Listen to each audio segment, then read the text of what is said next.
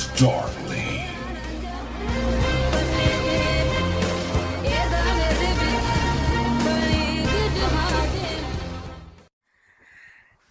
And welcome to Echoes Darkly.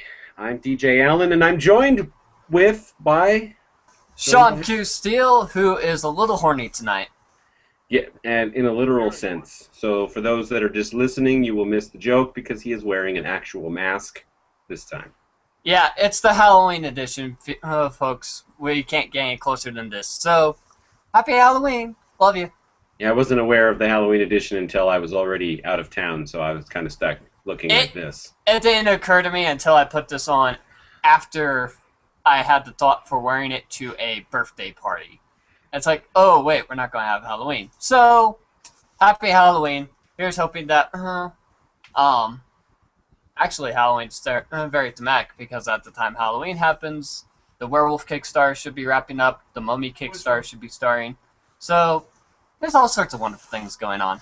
Okay. I don't know what the next section But anyways. is called, but it's in the brown area. But- Alright, so what we have on the docket today, DJ? I do have two quick announcements. The first of which is I'm going to take this video feed and I'm actually going to put it out on the iTunes feed as a podcast. So I'm going to clip on pre-video and post-video. And because I'm trying to do things a little bit more professionally, I'm going to be at the end of this podcast after we close or echo out.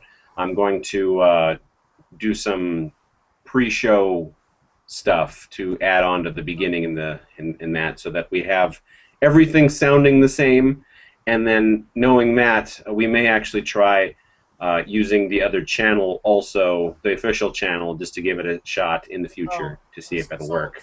Maybe as a third window at the bottom. I think that's inside of a cave. For those of you watching, you can sort of see things. So Yeah. basically, you're trying to lie to people and make us seem like reputable individuals, or at least a reputable audience. We are reputable. Also, yes. I'm wearing a mask. I'm wearing a mask. You can't trust someone wearing a mask. And you're bald. Bald people are always scheming. Dr. Phil is bald. He doesn't scheme. Have you seen his show? Yes. I think it's in Hey, there. and you can trust people with a mask. Look at all the people that wear masks that you would trust. You would trust Captain America. You would trust the Lone Ranger. You would trust Batman. There's all kinds of people you can trust that wear masks. I don't trust anyone who runs around claiming that he represents a nation in that way. The Lone Ranger is teamed up with Johnny Depp, so I really doubt his judgment. And Batman clearly has issues. Right here behind you. I don't know what you're talking about. I would want to dress up like a bat and run around at night, too. Well, okay, fine, that's a valid argument. But the Lone Ranger joining up with Johnny Depp, you know I'm right. Yeah, sorry. For those of you who don't know, I'm a Mormon, and, we gotta shave these things every once in a while. He was making fun of my horns. No, actually, I was making Batman ears. Oh. It's the best I can do on such short notice. Yeah, Batman just has horns. Anyways, if I was going to do horns, I'd do, like, moose antlers. because that will surely bring fear into the hearts of your enemies. Hey, my milkshake brings all the girls to the yard, okay? Just remember that. I doubt that. Anyway, I want to publicly apologize for last episode. Yes, you do owe us all an apology. What we discovered is that my router needed to be rebooted, basically. So, yes, there was what we call banjoing, because I listened to it and it sounded terrible. And I apologize deeply, but I wanted to get it over with and done in one shot, and I repeated a lot of what needed to be said anyway. So it's not like you missed a whole lot, but if you have questions, you can always ask and I will answer them. Yeah. Later this week, we're going to get a live recording of him committing seppuku to make up to you lovely people. So do look out for that. I may or may not be lying. No, that's not going to work, because you realize how much I have to cut through to get into the guts of the system? A lot, and it's too much. How is that my problem? I'm not the one committing seppuku. I don't want to take the time to... I don't want to waste that much time. You owe something to the viewers. You owe something special, and if not seppuku, Well, I have no idea what, but you owe him something. I could streak. I give that. That's not. Oh, that's not a thing you do to people. Not if you like them. Okay. We will lose our entire viewer base if you put up a video of you streaking as penance for you banjoing. Yeah. Oh, hey, I remembered the other announcement. Shame on me. Okay. Gonna have to commit seppuku for that. No, I signed up for the affiliate program on DriveThruRPG. I didn't get it done until this week, so I'm still technically in the process. But the process has been started, and hopefully we'll get codes soon to start handing out. Oh, hot damn. Yes. And guess who I'm working with to get that done? Matt McElroy. Yes. He's the man. Has he said anything about coming on the show? We've been wanting him for a while now. I'm going to wait till we're all signed up and whatnot, and then I was going to spring it on him to see if he was interested to do it yet. Okay, because Matt McElroy, man, he is a really cool dude. We don't see him too much on the forums these days, which is weird. Yeah, he's been eerily silent. Yeah. Eerily. So I think it's about time he made some form of return, or at least an address. He owes the public that. Like you owe people's a slaying of your belly. You know what? I will slay my belly, but it's going to take a year because I want to lose weight. Well, how about this? How about we actually put you through surgery, just cut out your stomach, even a portion of your stomach, give you gastric bypass, use the remainder of that, and use it as a substitute haggis. I love food far too much to let anyone restrict how much I intake. But think on this, you could eat your own stomach. It's like Ouroboros, except creepier. No, that's going to cause a paradox, and the universe will collapse in on itself, and I can't risk that. No one has ever caused paradox by eating their own stomach. They've died, but they haven't caused paradox. Yeah, I'm special. I'm immortal. Did you know that? I seriously doubt that. For starters, you don't have... For starters, I have yet to see a really cool sword, and I don't see people coming to hack your head off, so... Oh, that's topical. I'm trying to keep it on the down low. How do you don't keep that on the down low? You just get chopped. No, see, I'm not that type of immortal. I'm a special kind of immortal.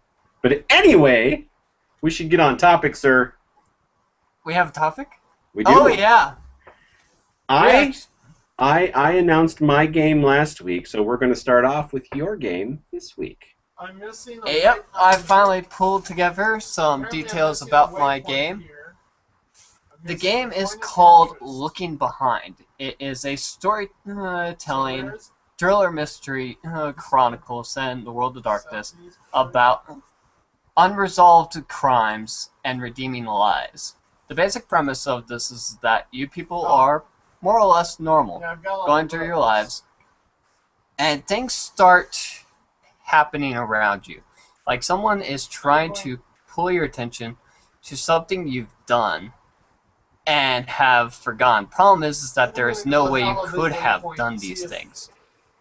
So, you all start get together to start figuring out what exactly has happened, what's going on. And as you do, you start finding out more and more secrets about each other's lives. So ultimately, you're on a race to find out who's pulling the strings of your lives in this sort of way before whoever's doing it drives you insane. You don't have one of those So, cases where it's got the plastic. Am I finding more out about my life in particular, or all the lives of everybody playing in general? The general idea, I think I've spoiled more than I want to actually, but the idea is very much you're going to find out things about yourself. You're going to find things out about each other. This is going to be the sort of game where your perception is going to get changed a lot. I mentioned in the game thread on whitewolf.com that actually, let me get this out here.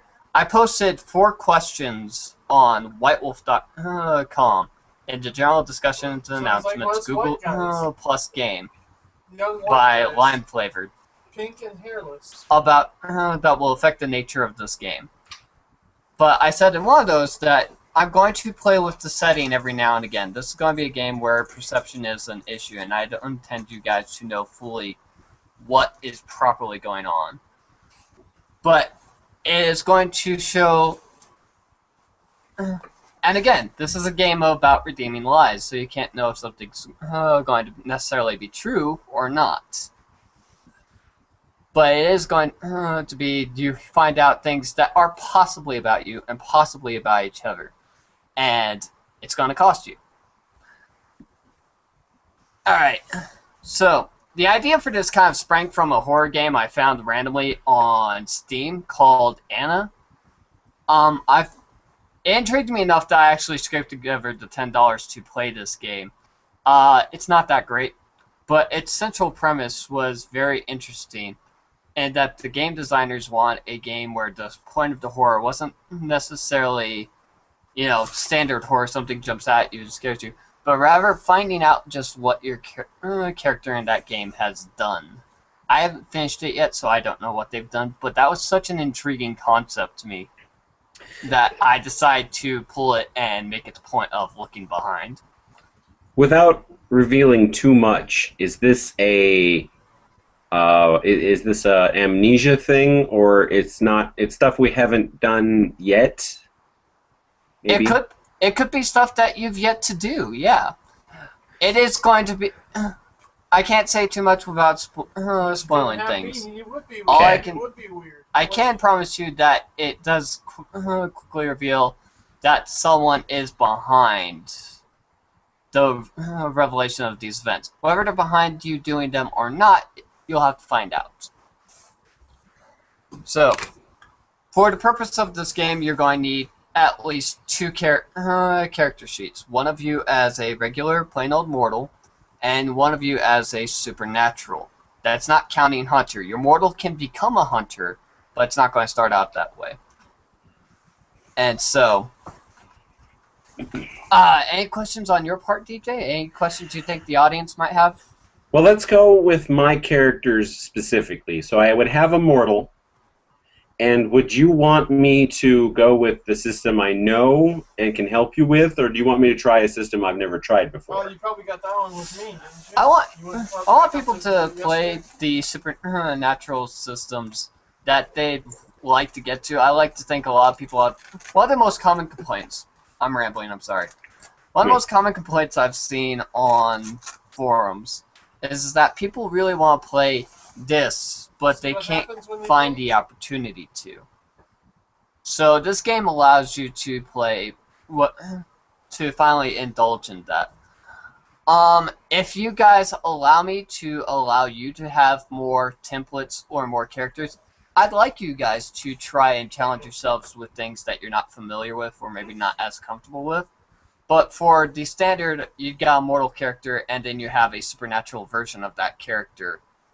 Go with the one you want to play.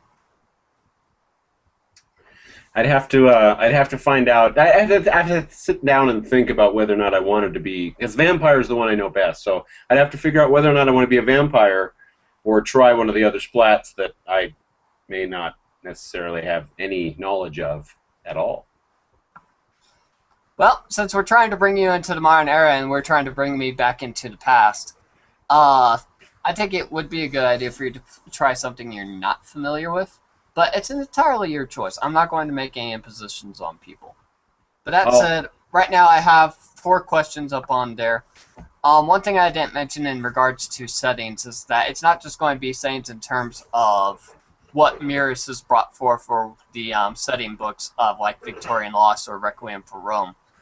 But since we also have the translations guide, I'm doing, if you guys allow me, because depending on what you guys allow, according to the questions I have on that thread, I intend to get a little bit more broad and a little bit more exploratory. Yeah, I thought he was with us. But one of the things I would like to do with setting is to have things where it's in the New World of Darkness, and then somewhere we transition over into the Old World of Darkness. Actually, using the 2 translation guides that we have. That would be interesting. I'm not entirely sure it would be awesome, but it sounds interesting.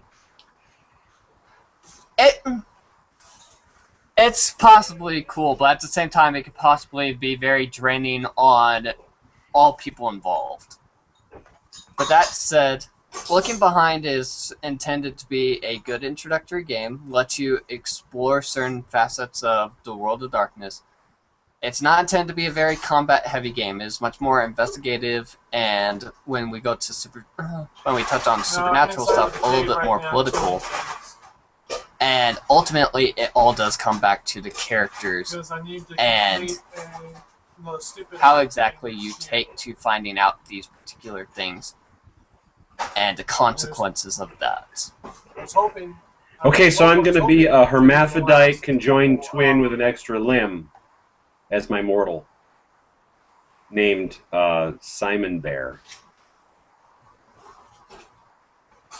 I might need to put a few more regulations up there. Because on the one hand, yeah, you could theoretically do that, but, I slap you once, I slap you twice, I slap you 3 times, once with each hand! Yeah, no. Yeah, I don't want to be a hermaphrodite conjoined twin. Yeah, that's too much. Yeah, I will approve all character concepts to go through. That is one you'd have to give me a darn good reason to do it. But that said, I'll be putting up more information as we go along on that thread.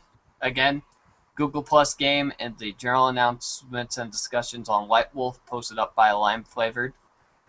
And feel free to PM me as well at Arcane Watcher at the White Wolf forums for any questions you may have. That said, more details are coming. And this game will probably start not quite at the beginning of the new year, because I think we want to start off with yours, because we advertised it first. But it will definitely begin probably by February of next year. To keep people more grounded, I mean, if we want to start with yours, that's okay too. But I mean, I intend on having things to run in January in case I'm the one that's going to go. So yeah, when we get closer, we'll worry about the last second stuff. But I think we'll figure out who's running what. I think we'll basically have the same player pool to draw from. We talked offline about one individual person, and I'm going to have to talk to them specifically. I think what I want to do isn't right for that person, so what I want to do is have them wait so they can see, and if somebody doesn't want to participate, I can move him in, so he can be on top of the wait list. Or I'm assuming it's a he, so. Yeah.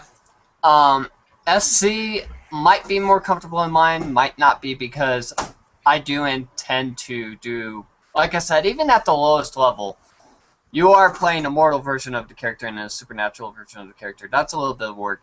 And I am going to flip the setting on you guys probably at least twice in this 7-story run, if not more.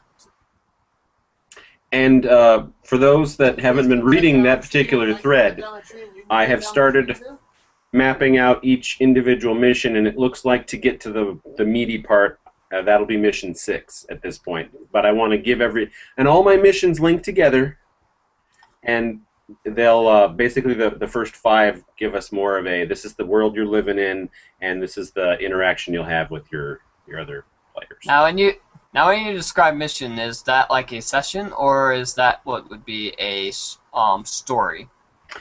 That would be a story. So I mean, if the team happens to blow through mission 1, for instance, in one night, I have no problem jumping off, letting you go for a little bit and then getting mission 2 ready. And if mission 2 happens to last 3 months, that's great too. I don't have a specific time limit for these, but I'd like to break them up by missions. Alright. So how many missions are you thinking in total for this entire chronicle of yours?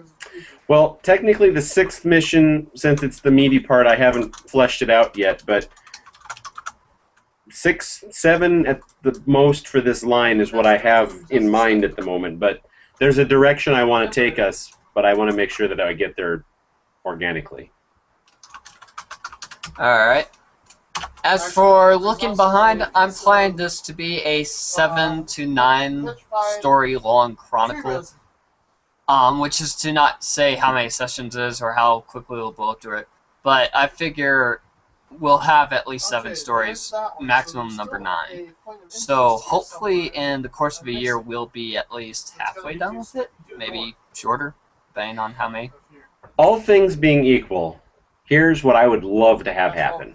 Let's just start with me, for instance. So we start with, and I named my game, but I'll save that for later. We start with my game and run it for 5 months, just to say. The first mission, 5 months.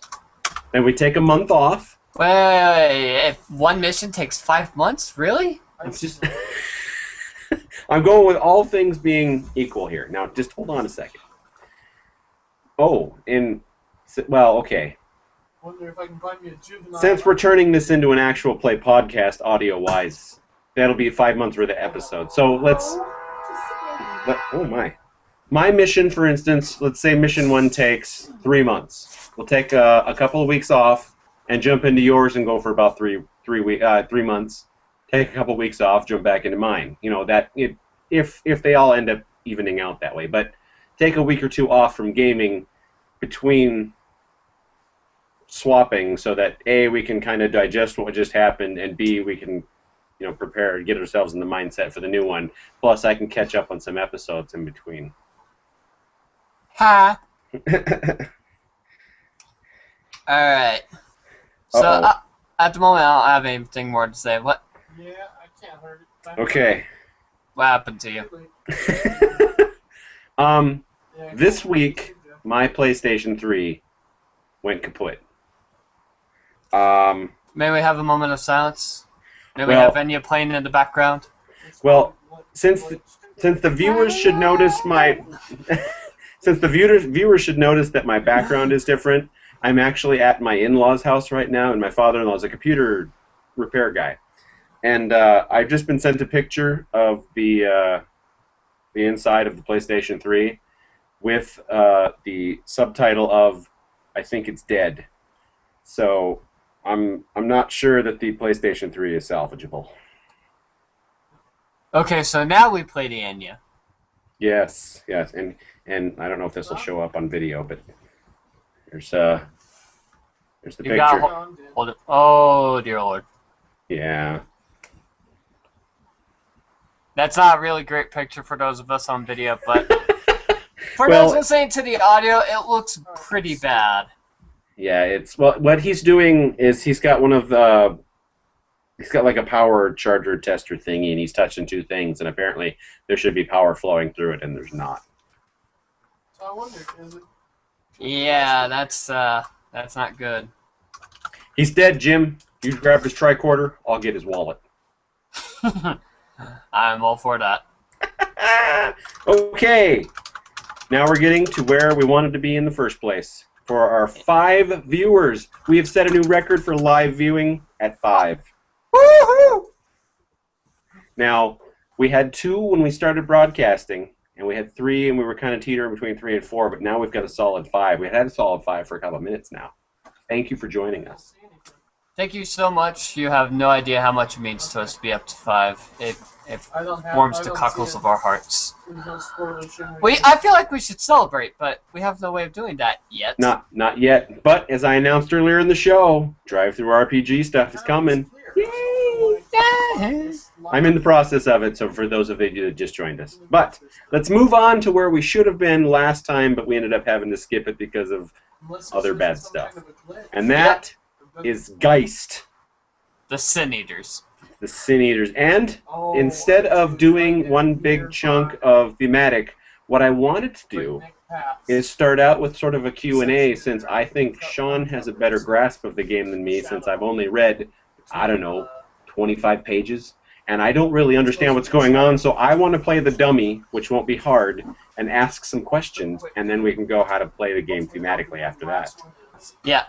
And I'm perfectly fine with that. I've read the entire book over twice. Once for the first release, which was really screwed up, and then the 1.1 release, which surprisingly still shows some of the holes in Geist, but it fixed up a lot of the issues. So, that said, We'll just stay there and go and cover it. I and forgot. See what happens. I had a funny statement for this. So, you would be the student, and I, the teacher. Ask your dummy questions, and I will put the dunce cap on your head.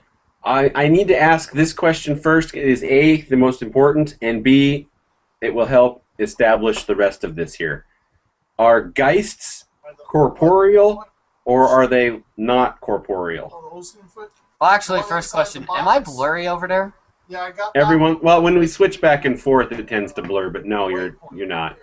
All right. I noticed with your camera, though, that sometimes it focuses on what's behind you rather than you, but every once in a while. We saw that way early on when we were doing this. Yeah, well, It happens. household situations, what can I do about it? Anyways, back to your questions. Are Geists corporeal or incorporeal? Now, I'm assuming we're talking within the context of a Sin Eater, am I right? Yes. Because Unbound depends on where they are. If they're in the Underworld, they're corporeal. If they're out of the Underworld, they're in Twilight and incorporeal. But in the case of the Sin Eater, when you make the bargain with a Geist, make the deal with the Death God, it joins with your soul. It becomes part of it. So, it is incorporeal for all intents and purposes of speaking mechanically in the game. It's like your soul. It is part of your soul now.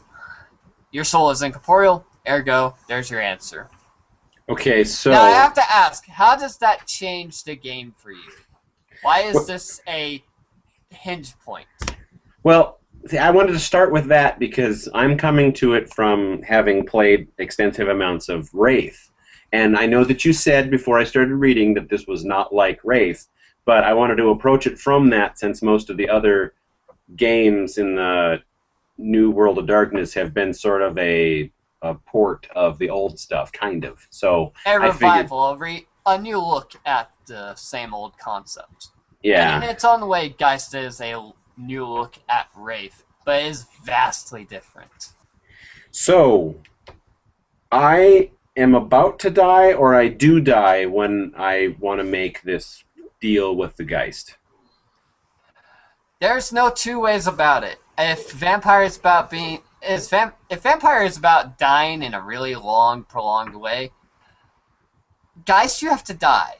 You die in order to make the concept. Your soul is on its way to the Underworld, to Oblivion, if you will, and you get stopped by the Geist, and he makes you the deal to come back if he gets to piggyback. And then it's a battle. Just to get the concept here, if I accept the deal, whatever... Is there a specific deal that gets made, or is it just the fact that there's a Geist now part of me?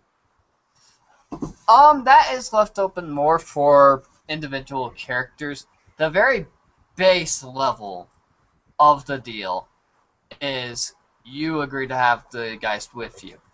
Assumedly with it comes the fact that you make an agreement to deal with ghosts. It's a lot of other websites that review Geist talk about it.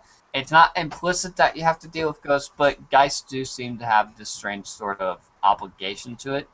Although really more of it is just the fact that Sin Eaters get tired of having to listen to them, and so they deal with them. Or they do it out of altruism. There's a lot of reasons. A Geist can ask for more. A Geist can say, okay, bring you back to life, but you're helping me resolve what few things I remember from my life. So, it is open to individual characters. The only part that is absolutely necessary for a Geist bargain is they get to ride shotgun with your soul. Okay. And as the bargain applies to me as a character, now that I've made the bargain and they're riding, special powers are granted to me every time I hold aloft my magic sword and say, by the power of Grayskull? I think you're confusing them for the Aegis Kadoru, but because when I say that to become a part of your soul, I guess that's also a little bit incorrect, because it does infuse your body as well. Your body is now able to handle plasm. It's able to do all these things. There are certain physical adjustments. So, I'm sorry, what was the question again? Once they make the bargain with you, you have access to the guy's powers. It shares them with you, so you can do things. I just remembered the question. Okay. So it's not your power per se now. It is still theirs. But by agreement of the bargain, he loaned you the manifestations, the revival, the death senses. Do they have a blanket name for their powers? Like vampires have disciplines, and I think that werewolves have gifts. And so what are the Geist what are the Sin Eater powers called? The Sin Eater's powers are called manifestations. Wait. Manifestations. Over here. There might be something here. And it's just hard to get through. Which is thematically appropriate because whenever we talk about a ghost appearing, one of the most frequent words we use is manifestations. And so these are ways that a ghost is able to haunt the reality around you. I think that's actually the easiest way to put it. But there's another layer to manifestations as they exist in game. Like I said, manifestations are the way of how you haunt the world around you. But the specific nature of it lies in what are called keys. And that pertains to what is the manifestation of that haunting. Is it going to be, are you going to haunt someone with a fire sort of thing? Are you going to haunt their cell phone? Are you going to haunt their emotions? So on and so forth. But it's called manifestations. So as a merged Sin Eater, right? Merged with the Sin Eater. You are the Sin Eater. You are merged with the Geist. Am I physically corporeal and walking around and people can interact with me and whatnot? Normal people. Yes, you are totally, completely corporeal. You are back to life. You are alive. You have a heartbeat. People can interact with you normally.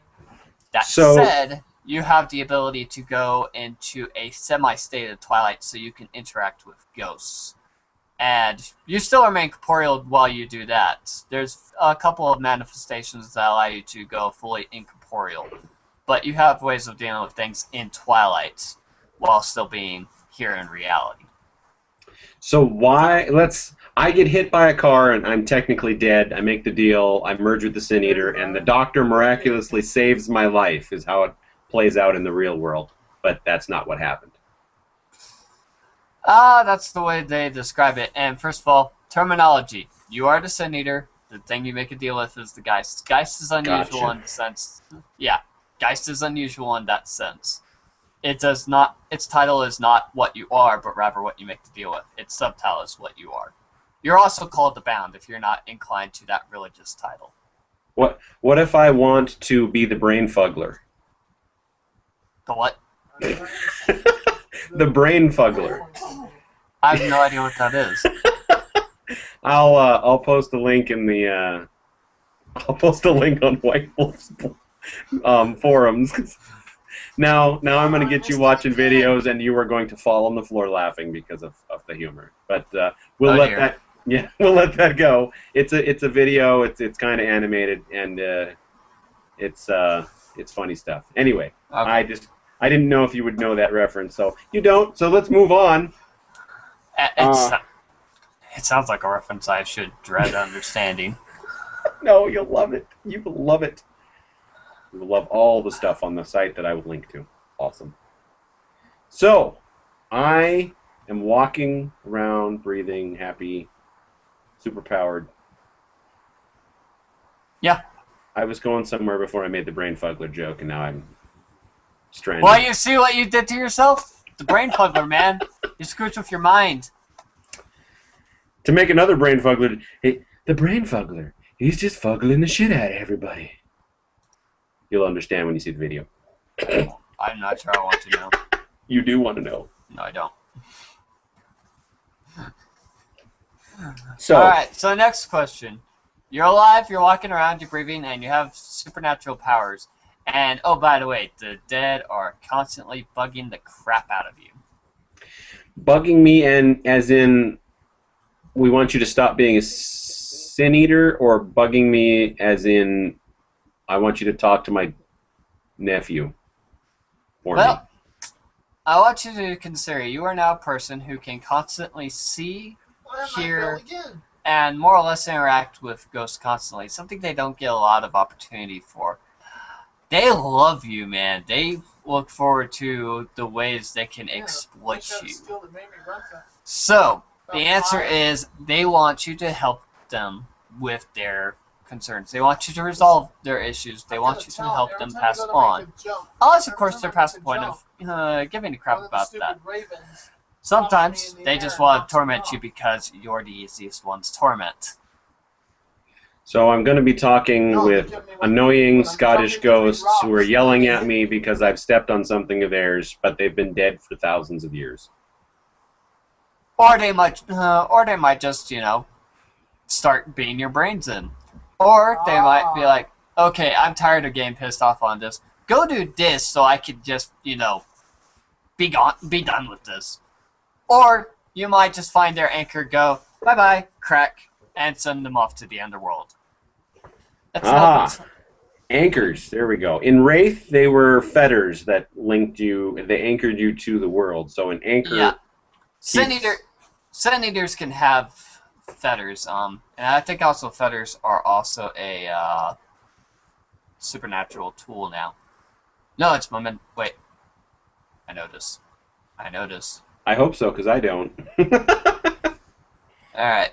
Oh yeah, fetters are also a type of memento you can have. So, and Sin Eaters can develop anchors as well, so, actually. But yeah, fetters are now a type of memento, a supernatural tool you can get. In this case, it is a binding of a ghost with a item in this case. Kind of like how fetishes are in Werewolf the Forsaken, with a spirit being binded to an item. Like a glaive, if they still have that. Yeah, they have claves still, yeah. Clay, with a K. Glaive is the one from Krull. Glaives are the long spears you use to cut people in half from afar. Oh, then they changed from the Apocalypse. No. Glaives, with a G, is a actual historical weapon. Clave, with a K, might have some historical significance, but in this case, we're talking about the supernatural spirit-bound item. Okay. Next question? Okay. The Geist that I have made this deal with, he's got 2 items on his bucket list that he needs me to take care of. If I take care of them, am I dead at that point, or do I just get to hang out? They talk about this in the storytelling chapter. First of all, resolving your Geist's issues is going to be harder than resolving a regular ghost, because a Geist has moved beyond a human identity. But not completely. They are in the transition between a ghost and a spirit, being not fully either of them. But because of that lack of a human identity, it's very hard to resolve. But let's say you manage to do so. The storytelling chapter, chapter 4, puts forth a few different ideas. One is, yeah, you die. Another one is that you trade off with another Geist. It's like, okay, you resolved this guy's issues, I'm in now. And the third one, my personal favorite, is that just you resolve the Geist's issues, it moves on, and you're left a normal human. Alright, I made it. Which would make it the second game where it's possible to resolve your supernatural condition. So, just in a wild change here, there's a potential that I could start out dying, merge with the Geist to become a Sin Eater, resolve the Geist's problems, turn back into a mortal, be awakened into a mage, and then be embraced as a vampire, so I can do 3 splats? No, because once you do that, once you become a mage, you can't become a vampire. Now, what you could do is start off as a Promethean, get redeemed, become a human, die, make a deal with Geist, resolve the Geist's issues, and then awaken, get turned into a mage, or get been and turned into a vampire. So that would give you 3 splats with 1 character. So you can't be a mage and be embraced? No Samuel Heights here. Samuel Height must die. Well, no, Height was a kinfolk, I thought. He was a kinfolk who awakened, then got embraced, or some weird order like that, and became a unholy abomination in the eyes of the old world of darkness. Because here is my Would you theory. stop doing that? It's my wife messaging me. Here's my theory. This is how it works in the old world of darkness. That you can be a mage and get embraced. You do not retain your mage powers go away the instant you're embraced, but then you're a vampire. But you can be both. That doesn't make any sense. Well, not at the same time, but you start as a mage, you get embraced, your powers go away, then you're a vampire, and you basically start over. So I could technically, and the same thing is supposed to be. Okay. The same thing. No. If you do the werewolf vampire, you turn into an abomination. Well, yeah. And the New World of Darkness, as far as I understand it from Mage's perspective, the in-game explanation of why you can't lose your mage, why you can't become a vampire, is that your soul connected to the supernal essentially burns off the vampiric curse. So it doesn't change you, you just die. The out-of-game one is that they don't have. They are very strict about taking away templates as well as stacking them. So once you have a template, you're stuck with it. They have, as far as I know, one thing that allows you to remove your supernatural template. And it's ironically tied to Geist. Isn't that fortunate? And then when you're resolved as a Geist, you can be embraced or... Yeah, you can go on from there. Or, I can't change here, let's go with this. settings preset? You'd start as your Promethean, and you're redeemed. Then you die, make your deal with your Geist to become a Sin Eater. Resolve the Geist stuff, become immortal. Then you can be awakened as a mage, die a natural death, and be a mummy. Don't think Mummy works like that. Everything they're saying about Mummy so far is that every Mummy character comes from the Proto-Egypt civilization. Oh, come on, White Wolf / Onyx Path. Hey, have you... Actually, that's something I need to pimp. Okay. On Mummy to Curse's blog, if you search Mummy to Curse blog, you should be able to find it.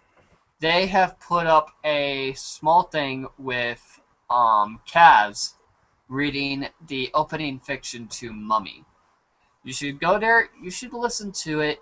It is awesome. Several people who have heard it within the last 2 days have had their opinions totally completely changed about Mummy, where nothing else has. Which is surprising because there's been a lot of things about Mummy that have been opinion changing. So, but that said, yeah, everything they're telling us about Mummy, and we don't know for sure everything yet, but a lot of it is pointing that every Mummy comes from Irem, the City of Pillars, before it got cast down. Okay. And for those of you who know your Islam, Irem, the City of Pillars should sound a little familiar. I don't know my Islam that well. Well, look it up. It's fun. Oh, I can do that. All right, back to... Geist. Okay. Actually, do we have enough information on Geist now to get a theme to how you should play it, or do we need more information out of here? Do you want to ask more questions? Because I've been ready to talk theme for a while now. Let's talk theme at this point, because at this point, if you want to know more, you should get the book, and I'll actually be reading it tonight before bed. That's a good way to send yourself off to sleep. Sepulchral dreams. Oh, last night was not a good night, and tonight doesn't look like a good night either. But so you might as well make it worse. That's right. Might as well have interesting nightmares. Yep. Alright. So, from learning what you've learned about Geist, I'm actually interested to hear what how you would thematically approach Geist. Because it openly tells you what its theme is, but there's a couple of ways to approach it, and I'm actually glad you brought up the idea of template removal, because remembering the thing in Geist that allows for anyone to remove their template actually kind of helps sets a tone for it. But go on. Well, What is your take on Dean? because I've let's see. Let me run over the sources and inspiration section here again, real It wasn't quick. for my pets. The I haven't read. Geez, I haven't read any of the books. Holy crap! I need to read. But I have seen. Let's see. One, two, three, four of the five movies talked about. And using that and the television shows that I've seen, I would say that the theme should concentrate mostly on with a horror background, mostly on trying to resolve issues that will make the horror not horror. That makes sense. That doesn't make any sense at all. Well, take a horror movie, okay? Alright. You're scared all the way up until about the last 10, 15 minutes because you already know what's going to happen at that point. And let's say it's a Friday the 13th movie. You know that at some point, one or two or three of them are going to be saved while Jason gets destroyed somehow. So we've got the horror up to a certain point, but at that one point is when it changes from horror to resolution of the problem. Oh, is there an easy way back here? Yeah, no, sorry, you still lost me. Okay, if one of the theme movies that they list is Of Flatliners. interest was. I am intimately on a familiar random- with Flatliners. On a random note, there's actually only 3 things on this entire... Well, 4, technically. Yeah. 4 things on this entire thing that I have experience with. The Halloween Tree, Sixth Sense, Final Destination, and Stays of the Underworld. And I don't know why I counted 5 on my hand there. So, I have more to go through than you do, but go on. Okay, well, I'm intimately familiar with Flatliners, and you haven't seen Flatliners? Talk about it anyways, I'll pretend like I understand what you're saying. Okay, well, because you haven't seen it, I'll explain the movie real briefly. So, spoilers for anyone that hasn't seen it, but after 25 years, you should go see it. Spoilers, Rosebud is a sled. Soylent Green is people. Darth Vader is Luke's father. Now, Flatliners. In Flatliners, it's a bunch of doctors at a medical school, I believe, and one of them figures out how to stop the body's processes long enough to legally die, and then can be restarted, basically. So you get to experience death for X amount of time. Now, the first couple of people do a really short amount of time, and then as each of the other 6 or 7 of them wants to join in, they keep amping up. I want to be under 3 minutes. I want to be under 5 minutes. And more, the longer you wait, the harder it is to drag you back from the dead. But when they're dead, they have an experience. More than it's mostly something they've experienced already in their past. So, like, one guy I remember he used to tape all of his sexual encounters secretly. Another guy he bullied a kid in school a lot. I'm gonna go get me something to drink. Did I stop? Oh, No, you're fine. Okay, he bullied a kid in school a lot, and then there was one. Let's just go with those 2. So when they came back, they were haunted by what came back with them.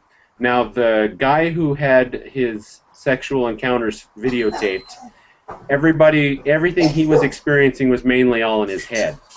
The guy that was responsible for the bullying of the kid in school, he was being physically injured in the real world by this ghost that came back with him. So they had to resolve these issues in the real world to stop being haunted. Is the story. And like the only resolution I remember is the one with the bully and the kid. And basically that guy went to the mother of the kid that he used to bully to apologize for. And I think the kid actually died as a result of the bullying. So I mean that's part of why he was being physically Haunted. physically haunted. And then after that happened, it was resolved. All right. So it was a horror movie up until the point where they realized we need to resolve these things, otherwise we're going to keep getting haunted, or in that one guy's case, I'm going to keep getting my ass kicked. Okay, so you see Geist as the resolution part of a good horror story. Well, yes. Well, you get some of the horror out of it, but it's mainly about the how do I fix it. It is similar to Werewolf in that sense. Geist, quite frankly, if it weren't for certain things about the mechanics as well as my history with Werewolf, would probably be my second favorite game. And one of the reasons for that is its relation to both Werewolf and Changeling. All three of them ironically done by the same guy, Ethan Skemp, so that's probably a lot of the reason why. But, in the sense of resolving things, particularly with the Massive Ghost, that seems very similar to Werewolves resolve things to its spirits thing. So how do you play Geist properly, theme-wise? Thematically, the idea of resolution is really good. I think you should continue to run with that. For me though, I do take the introduction's opening of you're alive, eat, drink, and be merry, for tomorrow we die very seriously. I like that in particular with the context of the supernatural trash culture Geists have, or Sin Eaters have. Now yeah, I'm doing it. Thanks. Yeah. But yeah, and there's my missing weight. So they're ghetto. They are ghetto in a sense, but I've lost my ear. Alright.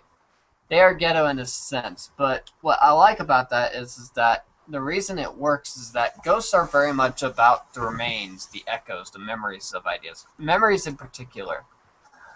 And so basically everything they do, everything a Senator is going to do, is going to be equivalent to digging through a scrapyard, picking up junk, and reshaping it together into something new.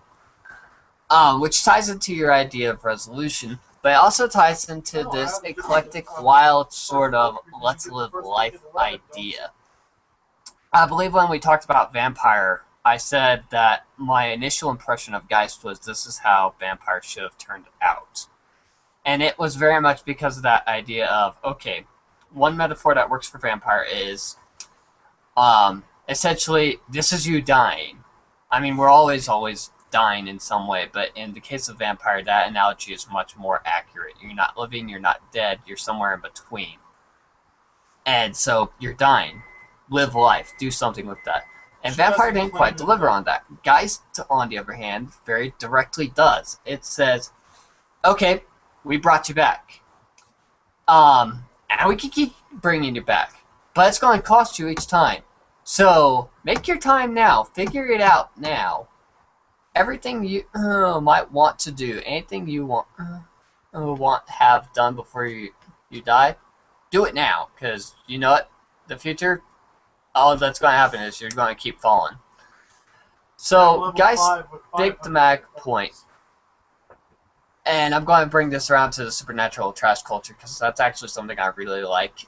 I like how, ironically, the gangster element actually comes in. I like the supernatural trash element. But it comes back down to this idea of, okay, my brain just died on me. Talk. Now, gangster like Chicago Al Capone, or gangsta like hoodlums running around with their pants down around their knees? Both. Oh. So there's a mafia quality to this trash subculture. Yeah, there's very much a criminal underworld to this as well as the trash culture. I'm going to have to do more explanations with that trash culture. I really am, but my brain is starting to die on me for the most random of reasons. It's late at night is what the problem is, and I'm actually surprised I'm still conscious and rolling. Yeah. But when you read through the discussion on crews and the general rules, the general traditions of Geist, it does shape out very the best way I could put it is club/gangster. On the one hand, you have this heavy partier, let's go drink, let's go to the club, let's party up, let's rock it out. And there is this heavy sort of gangster sort of feel of this strange sense of unity, but of under the ground things. And so, oh my god, my thoughts are going everywhere. Ah! And I didn't get, I mean, when I got to the, I didn't get very far in, and it was because I started having a hard time resolving, you know, those issues we talked about. Yeah, the Geist, the Sin Eater. And now that I understand, too, is that the Geist and the Sin Eater are technically different. I can move forward in the book now understanding that I was seeing things incorrectly. But I wasn't getting that from my reading. They are two different people. But yeah, on the one hand, yes, it's very much about resolution. It is also very much about living your life. They both are inextricably tied together in that sense. Because, let's be honest, if you died today and then came back and really honestly did realize your life has time limits and even you aren't fully aware of them, you do something about it, right? Yeah. You go and do something. Last week I mentioned the Saw movies as a reference for this. And Saw makes a entire point is cherish your life. And that actually very directly applies to it, because once you become a Sin Eater, there's a lot of things that come and challenge you, quite frankly. Whether it be other Sin Eaters, be it ghosts, be it the Carboy, or Kerberoy, there is. The Kerberoy of the underworld who potentially kill you off. There's a lot of things that will start coming to you now as a Sin Eater that form a sort of trap in life, and if nothing else, there's your own physical nature that's going to likely entrap you.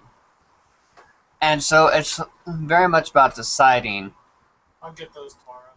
What are you going to do? How are you going to cherish your life before something snaps and you die again in another way? To tie this in with looking behind, before I was tempted as my supernatural character to be vampire, which I know best, or mage, which I kind of have a grasp on, but not really, but I wanted to try it out.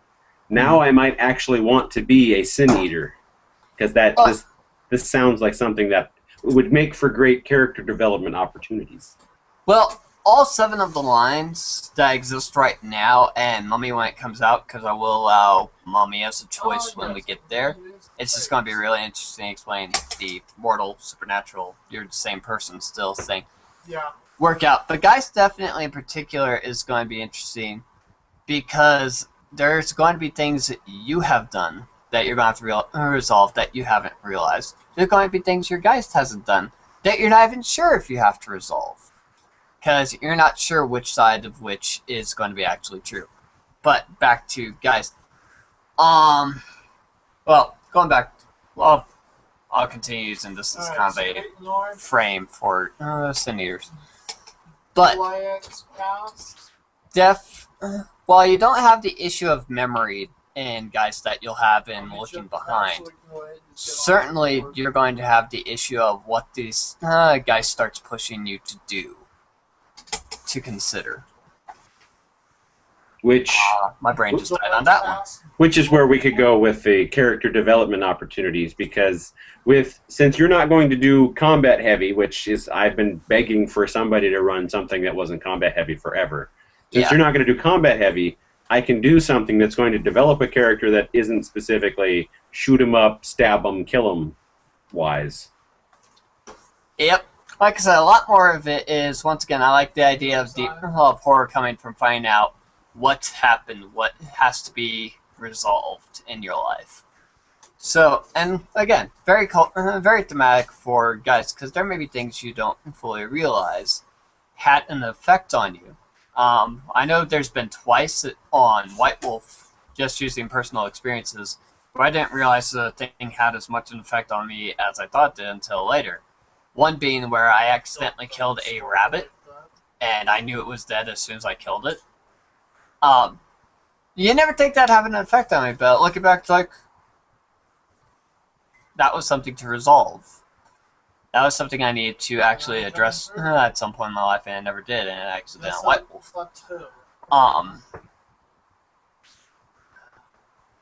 I'm not going to tell the whole story on that one. It was. I'll just leave it at, I was a kid. Killing a rabbit was traumatizing. Everybody. My personal philosophy allows me quite a bit of leeway with a lot of stuff, so I don't have quite that traumatic issue. But I end up torturing myself more. Let's say I've wronged you by taking a jar of candy off of your desk at work. Okay, now. Oh, you nefarious bastard. Well, let's just say that I took it. You'll never, ever, ever find out that it was me. But in my head for the next, let's just say 7 days, what happens in my head will be far worse than anything you could ever do to me. And I'll just rack my brain with bad thoughts and stuff until I either mentally let it go or I just flat out come out and tell you about it. Yeah, and that's certainly a big part of the horror of Sin Eaters, is that on the one hand, maybe there are things you just can't resolve, and those things are going to haunt you forever. And there's a lot of ways that manifests in this game between the wretched, between Geist themselves, between the Unbound. There's a lot of ways that comes back to you. And there's also the possibility that you continue to develop things, or even worse, you accept certain things that will just continue to haunt you. Well, here's another question. This Unbound thing, that means I'm not physically walking around, it's just me ghosty? Yeah, there is a ritual that allows you to reverse the bargain and surgically cut the Geist from your soul. Problem is that since it's not a resolution, there's really bad drawbacks for it.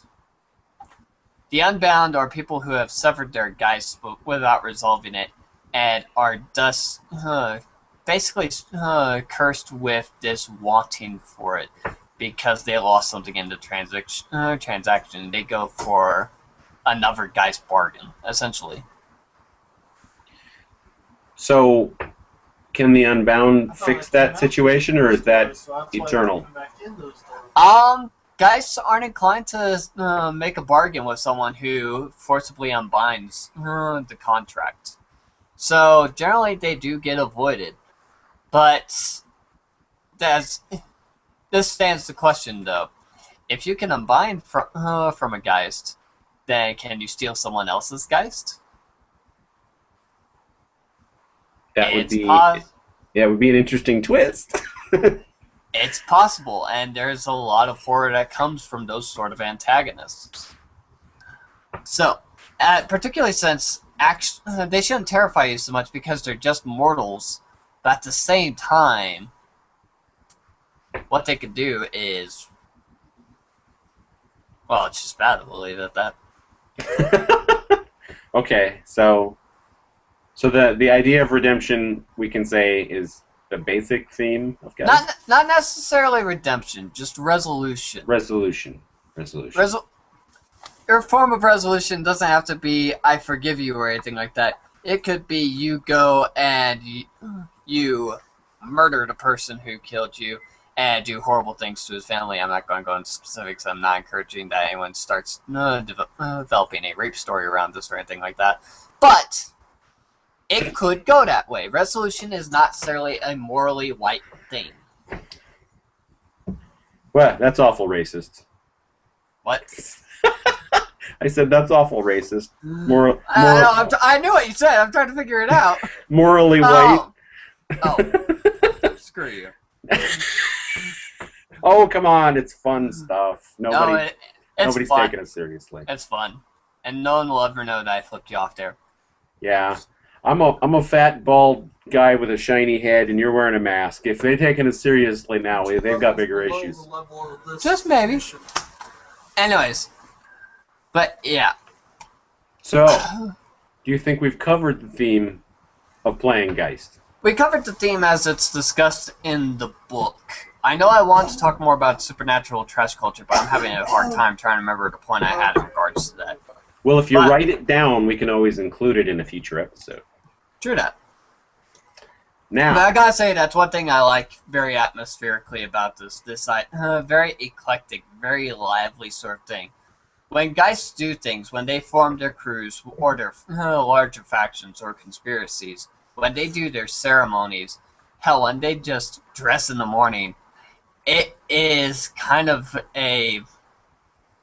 There's this real sort of nonchalance, don't give a crap sort of attitude to it. If they cast ceremony, they might pull something from a comic book, 16th century funerary rites, and something they heard Dr. Phil mentions, which might be totally complete and bogus. And it works. And it's this idea of you could just take anything from around you so long as it ultimately ties into that theme, generally death. And it works. That is really, really fascinating, really very cool. That simultaneously hits on the idea of getting locked in your memory, and at the same time goes into the idea of celebrating life, of indulging in every little thing. So, I think that touches a little closer on the supernatural trash culture / the gangster thing, but not quite. So, if I remember that, ladies and gentlemen, I'll come back to you on it. But yeah.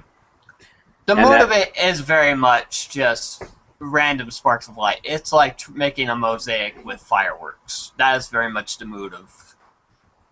That is very much one half of the mood of Sin Eaters.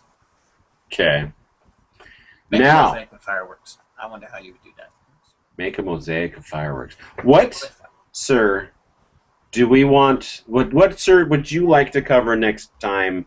And I'll tell you what I would like to do next time, and we'll see which one sounds better, or which one we want to do more. Well, next time we'll do this, it'll be November, right? No, in fact, I looked it up so that I wouldn't, because I don't have my calendar off to the side here, because I'm in a different house. Is November 3rd. November 3rd. It's Turkey Month. Yes. And every time, and for some reason, I know you don't ever actually do this, but when I think of turkey, I think of hunting. And so I'm feeling a little werewolf, but at the same time, I'm thinking a little Promethean. If we went with a thematic talk, I would want to stray more towards werewolf next, because that... honestly, the Promethean doesn't interest me at all, but I'm sure when we talk I feel like about... we need to resolve that, though, now that you say that. As soon as you say... Because you have to... I had this huge thing on the White Wolf forums. Someone asked, what got you into White Wolf? And a large part of that was about how Promethean actually changed a lot of my life. It's kind of the turning point of everything that got me into White Wolf. Changeling sealed it, but Promethean was the spinning point. So I almost feel like we should do that just because you're not intrigued by it and it had such an impact on me. But thematically, Werewolf. The Werewolf Kickstarter will be done. It'll be November. Let's do Werewolf. Now, before we commit to doing thematically playing Werewolf, let me throw you another idea. This was my opposing idea here. What if we have 1, 2, all 4 of our potential players come on and we talk one full episode about both games? About both games. Because at this point, I can reveal the name of the thing, and like I said, I got 6 missions roughly mapped out, and I can kind of give you little goodies here and there without giving too much up. I feel it's time we started rewarding our viewers by at least doing something, and since most of our players are our viewers, we should get them on here. So I like that idea. That'll give me a chance to really kind of grill them before looking behind, because a lot of this is going to be very character-centric. I gotta stop grabbing my nose. Well, you got the mask on, so I mean, you want to play with it. And I keep playing with my mustache too, so we've got a very touch-your-face episode here. Your beautiful mustache. That's for all you pony fans out there, if you caught it. Yeah. So will if any of our potential players and Hey, DJ, you there? the ones that I've been talking to on our discussion on White Wolf. Yeah. Did you freeze? Did I disappear? Yeah, I think you froze there a little bit. Wow. You're Okay. back. Well, let's start it. Ouch. And I'm bleeding. Awesome. Oh, you guys Okay. look all normal to me. Since most of our players are on that Google Plus discussion thread, I figured that we could, if they're watching, invite them now to come on I'm not ready on for November 3rd at Traps are worthless. 9 p.m. Central, 8 p.m. Mountain Time, Yeah, and we'll work out other times. You don't all have to be here, Actually, but no, it would be... We would love it if we could get you all here together, but if you can't make it, we understand. Yeah, so as many as you can get here, and that way you can ask direct questions, and we can answer as much as possible. That, you know, we can concentrate on our potential games, and then we can go back to the thematic episodes after that. Yeah, it sounds like a good plan. I certainly do feel like talking more to... Like I said, I've been wanting to reward what few viewers we've had anyways for a while, and I love the idea of talking face-to-face with our gamers. So, let's do that next, and then the second November episode, we'll return to Werewolf, because at that point, the Kickstarter will be wrapped up for Werewolf the Apocalypse. He'll have had time to read more of Forsaken. And 'tis the season, you know? I will have had time to read any of Forsaken. I haven't even touched the book. Which is so weird, because you know Apocalypse like the back of your hand, but you know nothing about Forsaken. Well, when I learned about Apocalypse, it was out of necessity because I wasn't allowed to run the Masquerade games in my little group, so I was the Apocalypse guy. Well, on that subject, have you bought your edition, your deluxe copy of Werewolf 20th Anniversary? I have not, and at this point, I don't know that if I don't even know if I'm going to. Good sir, you must! Well, since I've gotten into Vampire the Requiem, I've been like switched over, kind of. I guess I want to say. So it's, I don't know. Maybe it's a potential item, but with my recent server problems, I guess I have a different focus money-wise at the moment. Oh well. Assuming I get my check, I'll just have to show you how pretty my copy is. Thank you, Jelly. Are you going to get a physical copy only, or are you going to do a PDF also? The one I have, I get a physical copy and a PDF, so... Okay. Wow, I'm really bleeding. So I think we should wrap it up so you can get medical attention. Well, you talk for a minute. I'm going to disappear. I'll be right back. But yeah. Okay, I'll chat him up. Okay. All right. So, yeah, we'll finish up with a few final thoughts on Geist and maybe a few more words on Werewolf 20.